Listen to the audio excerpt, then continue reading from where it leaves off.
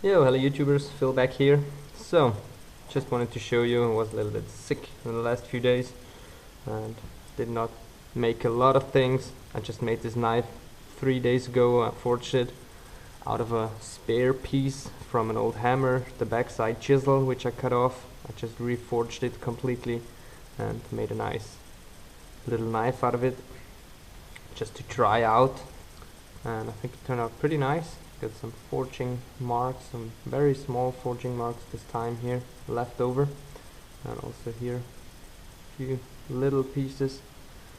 And this is, as I said, it's just a test, a try out how it works, how good the steel is, and I have to say it's pretty sharp, pretty darn good, and pretty hard too. You feel it when grinding it on the belt sander.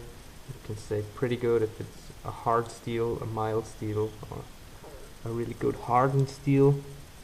And I finished it up with a deer bone.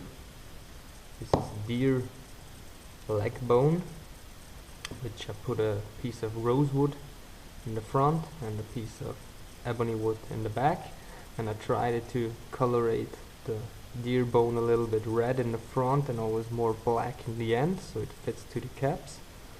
And I think it turned out pretty good. A little bit more white came out than I wanted it to, but that's because I made here a little bit of a kind of a finger mold inside, so you can pretty tight choke up to the knife if you want to, but you can already just handle it like this or however you want. And also there's no trademark in this piece because, as I said, it just was a test and I completely forgot to stamp the knife. So that should not be a problem at all. It will be used, it will be destroyed maybe, but I don't guess, because the steel is pretty tough. I will go on and chop a little bit of wood with it, and carve a little bit with it and try it out how it works. I thought I'm just gonna show you a little bit what I did the last few days. So yeah, now just to show you this piece. I hope you like the handle. It's colored with edding ink, refill ink. I always use this ink because it penetrates pretty good to the bone, but not too much. That's very important. If it would penetrate too much, the whole bone would be just colored completely and no white will spot out or shine out.